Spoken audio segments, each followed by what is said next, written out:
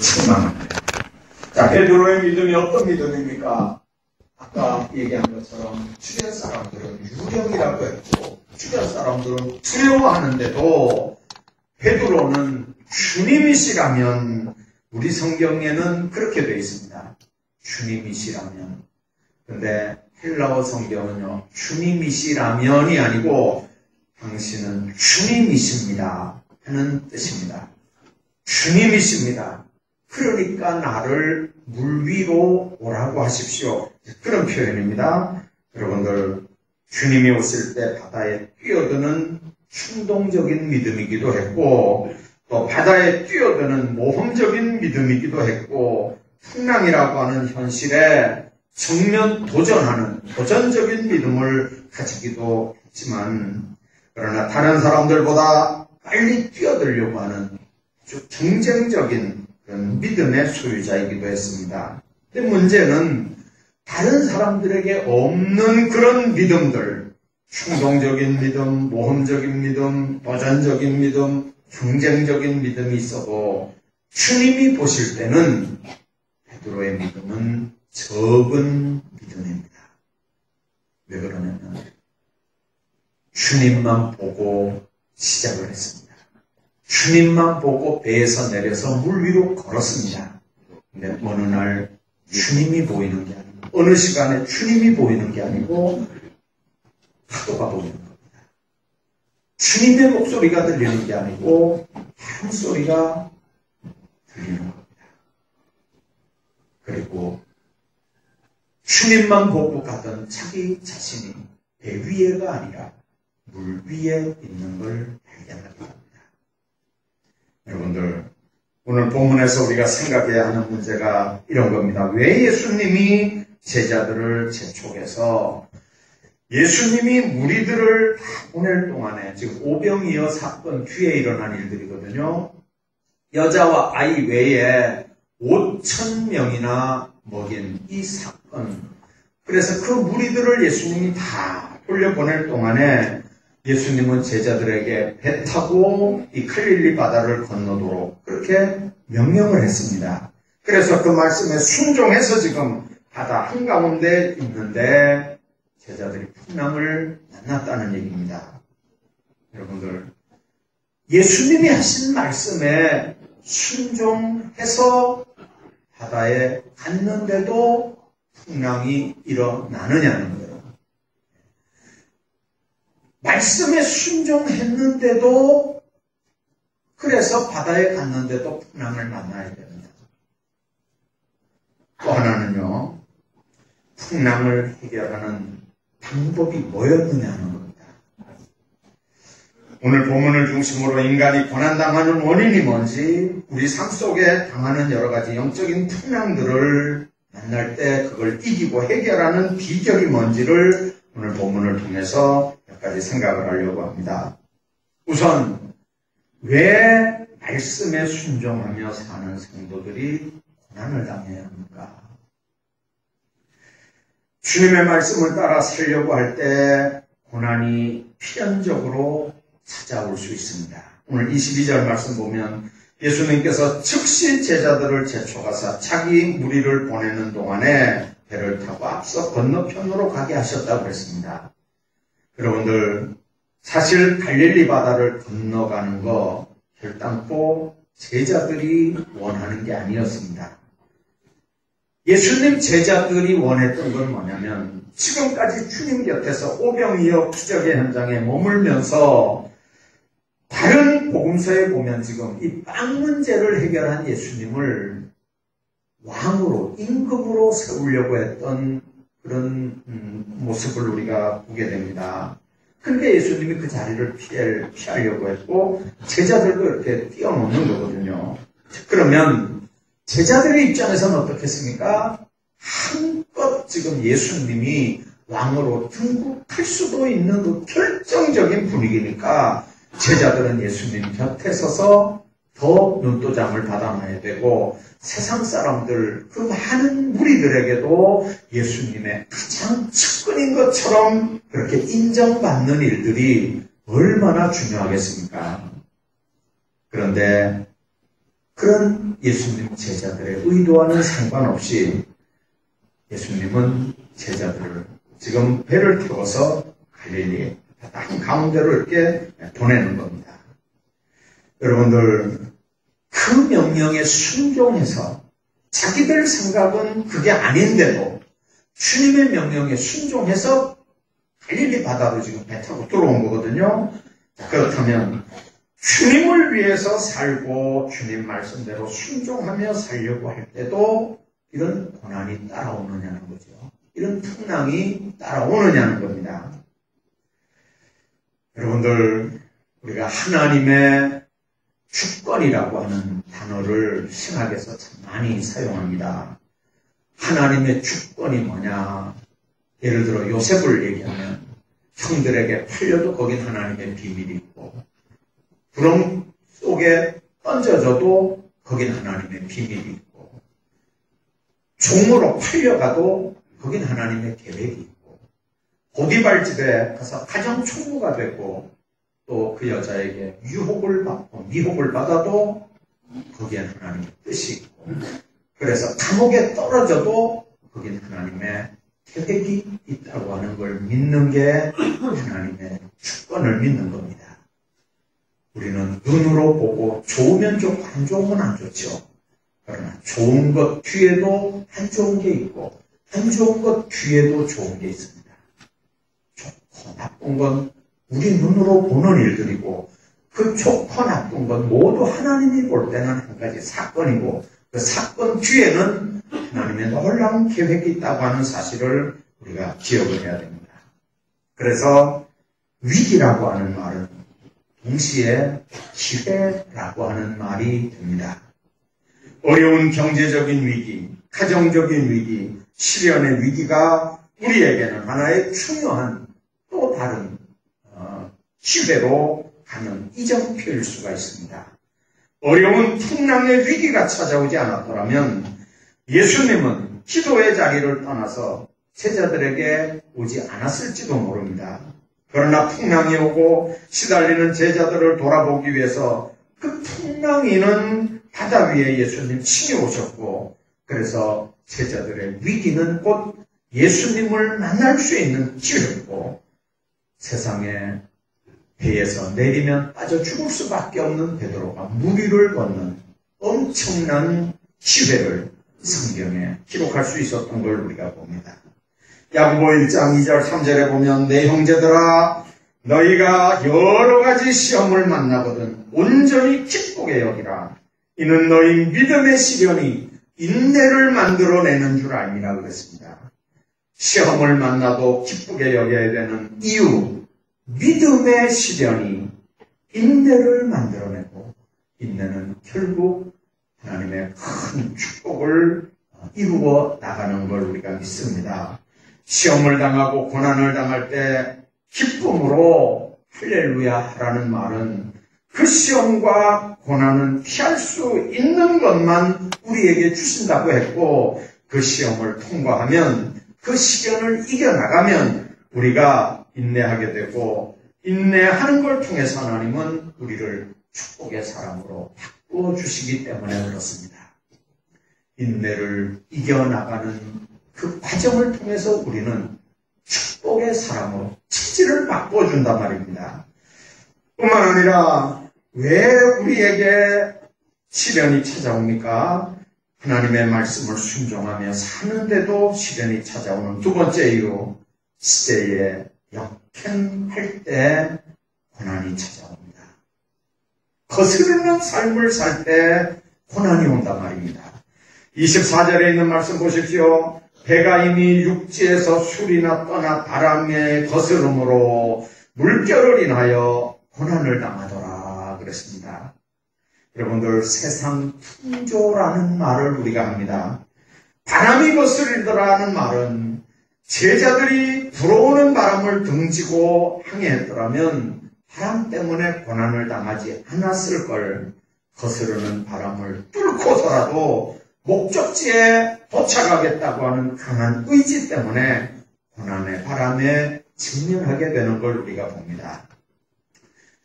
일제강점기에 신사참배하는 문제로 온통 교회가 어지러울 때 시대가 그러니까 또 총에서 결의하고 노예가 결의했으니까 그러니까 신사참배하는 게 뭐 문제될 게 뭐 있냐 그러면서 시대 요구에 부응해서 세상 풍조에 휩쓸려서 신사참배를 하면 전혀 문제되는 일이 없습니다. 그러나 사신우상 앞에 범죄할 수 없다고 세상 풍조를 거스리는 삶을 살다가 환란을 자초하고 감옥에 가고 결국은 순교합니다.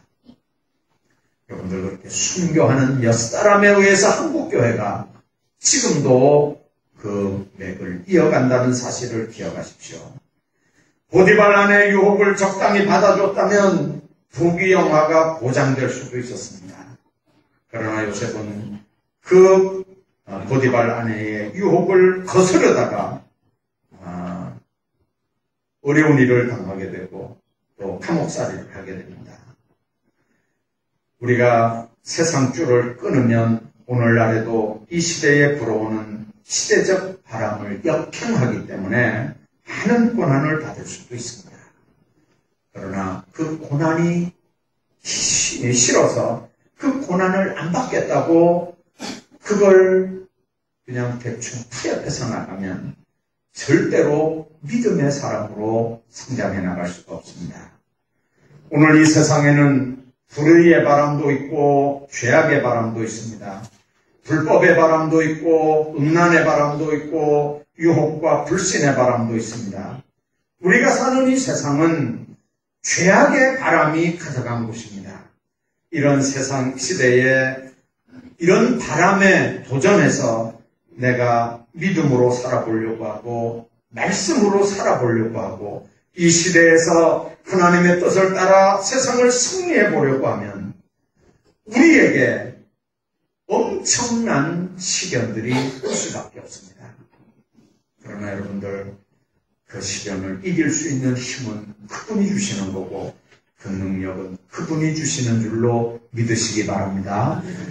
그분이 주시는 힘으로 그분이 주시는 능력으로 그 시련들을 이기는 사람들은 결국은 승리의 사람들이 되지만 자기 힘으로 그 시련을 한번 해결해 보려고 하다가 안 돼서 포기하고 주저앉는 사람이나 아니면 그게 눈에 보이기 때문에 타협을 하고 적당히 섞여서 세상을 살려고 하는 사람들은 절대로 하나님의 축복의 반열에 들어가지 못하는 걸 우리가 기억을 해야 합니다. 그러면 그렇게 예수 믿어도 어려워도 말씀 따라 살려고 할 때 어려운 문제가 생기고 또 세상 풍조에 휩쓸리지 않으려고 하면 믿음 생활에도 어려운 문제가 생긴다면 이 인생 풍랑을 이기는 구체적인 방법들은 뭘까요? 오늘 베드로 사건을 보면 주여 만일 주시거든 나를 명하사 무리로 오라 하소서 하는 말씀이 있습니다. 주님을 향해서 기도하는 일입니다. 오라고 하는 말씀은 순종해서 자기의 몸을 주님께로 맡기겠다는 뜻입니다. 베드로의 믿음이고 그런 믿음입니다. 인생들이 겪는 풍랑에는 분명히 하나님의 어떤 계획이 있는 걸 우리가 압니다. 그 고통에는 반드시 하나님의 뜻이 있다는 그런 의미입니다. 우리가 경험하는 고통, 무의미한 고통이 없습니다. 우리가 그 이유를 알 수는 없지만 그러나 겪는 그 어려움들 뒤에는 반드시 하나님의 선한 뜻이 내포되어 있는 걸 우리가 믿습니다.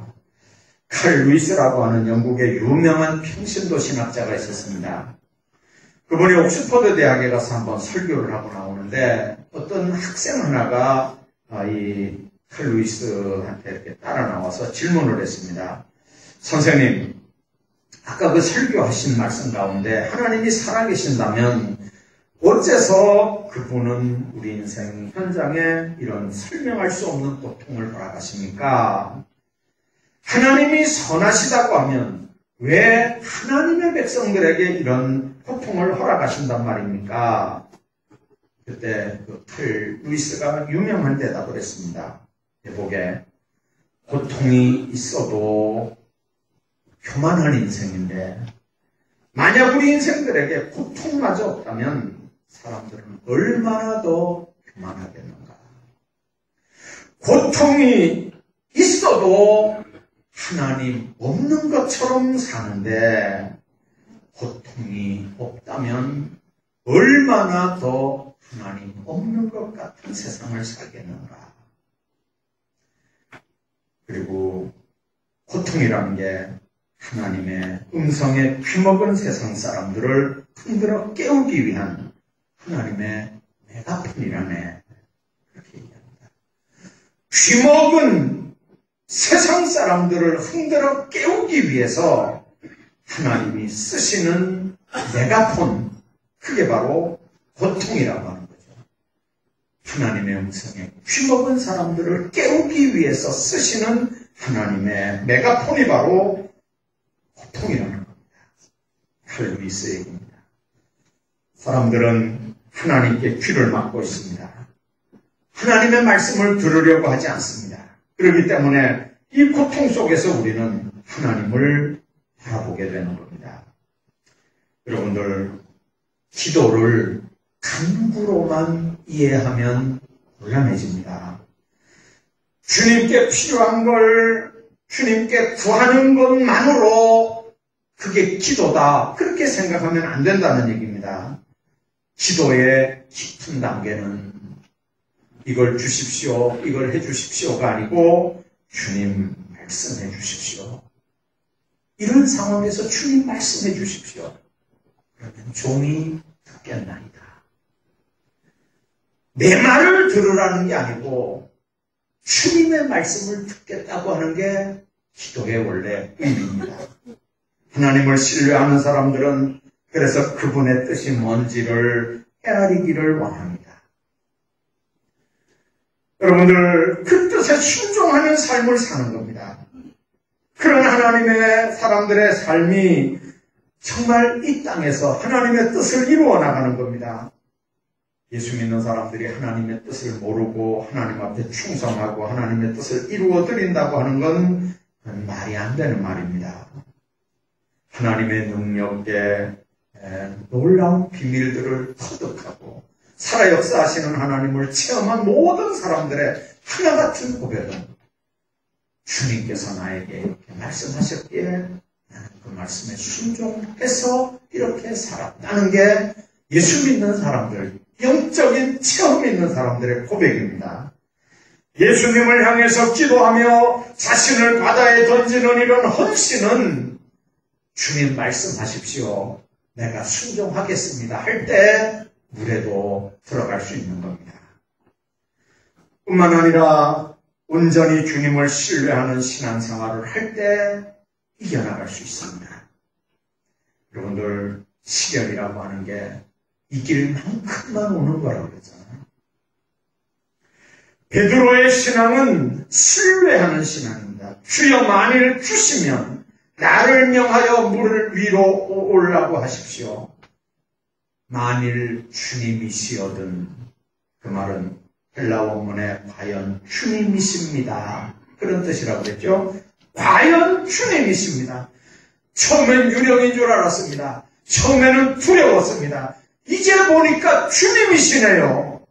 그러니 나를 명해서 물 위로 오라고 하십시오. 이게 피스토스의 믿음입니다. 이게 신뢰고 이게 믿음입니다. 여러분들, 예수 믿는다고 하는 말이 뭐 말입니까? 믿음이라고 하는 말이 피스토스입니다.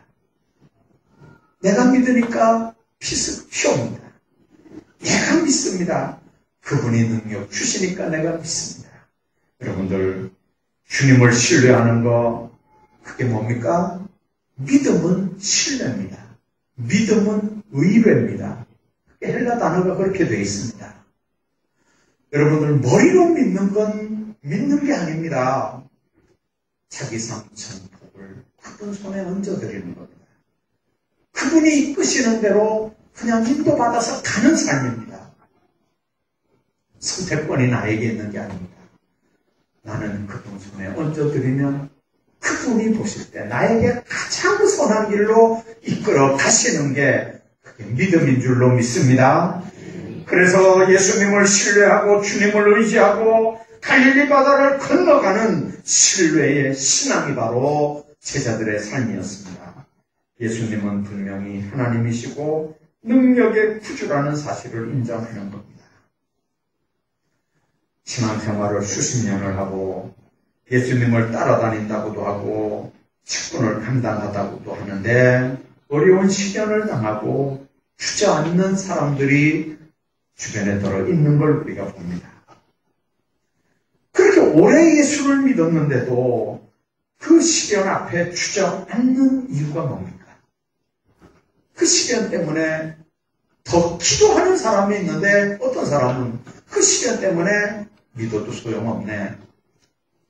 내가 하나님 앞에 이렇게 충성했는데도 이거 소용없네.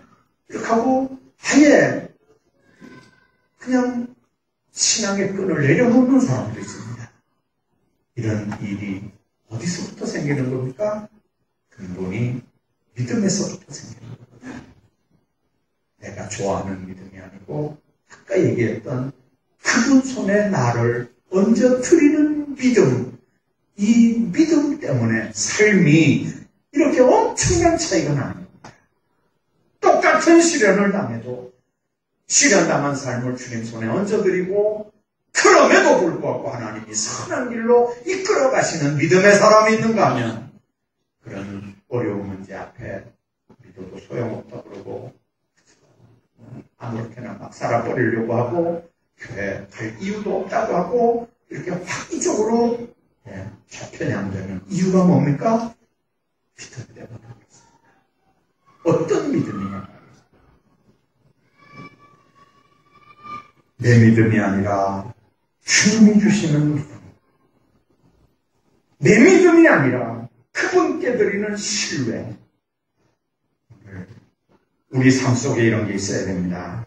예수님을 신뢰하는 신앙인들은 결국 시련을 이겨냅니다. 뭘로 시련을 이겨냅니까? 바로 그 믿음으로 그 시련들을 이겨내는 겁니다.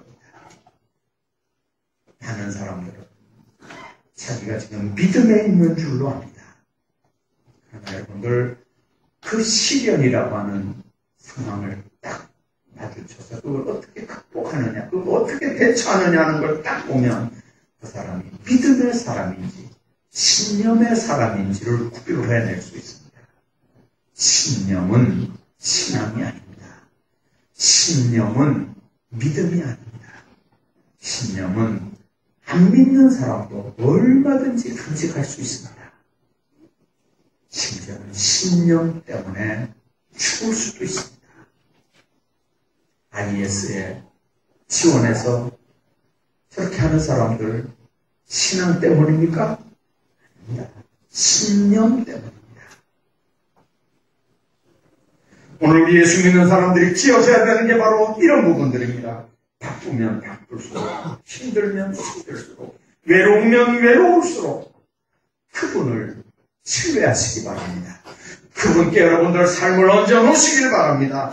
그분을 신뢰하고 인생 풍랑을 이겨나가시기를 바랍니다. 현실에 도전해 나갈 때 내 믿음이 크냐 적으냐, 내 믿음이 참 믿음이냐 거짓 믿음이냐, 이게 우리 신앙생활에 중요한 결정을 내리는 요인이라는 게 사실입니다. 적은 믿음을 가지고도 큰 시련을 이겨낼 수 있는 사람도 있지만, 그러나 큰 믿음인 것 같은데 어려운 일 하나 앞에서 여지없이 무너져 나가는 걸 보면 그 사람의 믿음이 과연 그게 믿음이었겠느냐 하는 생각을 우리가 하거든요. 그래서 믿음 있는 사람은 절대로 자살하지 않습니다. 믿음 있는 사람은 착포자기도 하지 않습니다. 믿음 있는 사람은 오뚜기처럼 넘어지면 일어나고 쓰러지면 또 일어납니다. 바람 부는 소리를 듣는 게 아닙니다. 주님의 소리를 듣습니다. 풍랑을 보지 않습니다. 오라고 하는 주님을 보는 겁니다. 오늘날 우리에게 믿음이 있느냐 없느냐가 중요한 게 아닙니다. 그리스도에는 나름대로 다 믿음이 있다고 하는 사람들입니다. 주님이 요구합니다. 믿음이 적은 자냐, 믿음이 큰 자냐 하는 겁니다. 큰 믿음을 갖지 못하면 이 현실의 바다에서 여러 가지 문제점에 봉착하고 이겨나갈 힘이 없어집니다. 그래서 기도해야 됩니다. 그래서 주님께 맡겨야 됩니다. 그분께서 내 삶을 이끌어가도록. 그래서 믿음의 문제는 인생의 문제입니다.